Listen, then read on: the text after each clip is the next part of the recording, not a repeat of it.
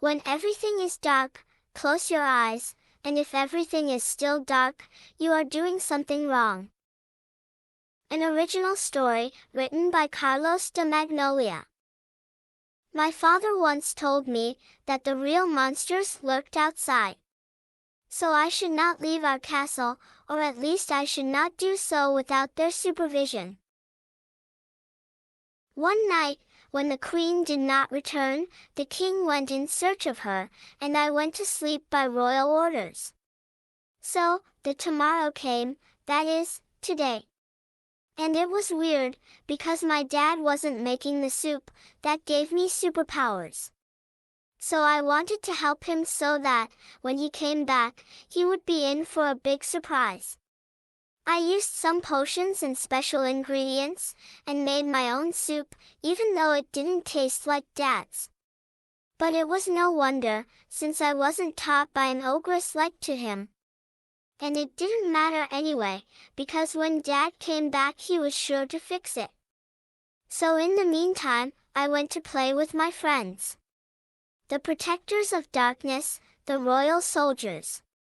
They whispered in my ear the idea of cleaning the castle, so I could be rewarded by their highnesses.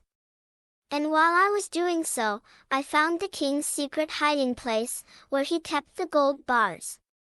I wanted to eat them, but Jesus told me not to, because I would be scolded, or worse, tortured. At the end of the day, night came. The house smelled of many things, and I missed my parents very much, but I went to sleep, because I was very sleepy.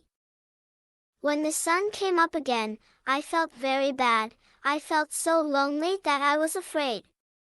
So I decided to leave the castle and go in search of the king and queen.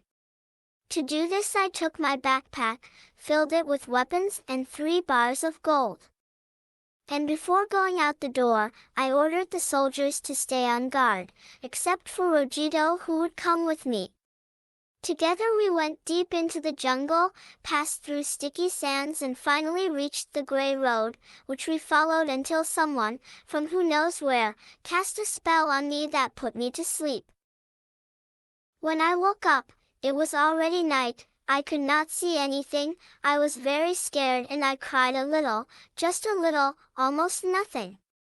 At that moment I wanted to go home, but Rojito reminded me of my father's words, giving me the strength to get up and go on.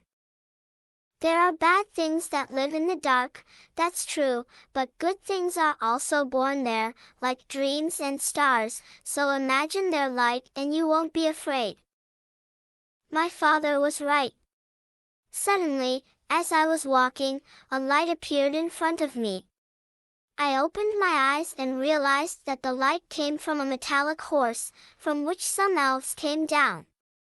I didn't understand what they were saying, but they had worried faces, because I think they realized that I was a princess.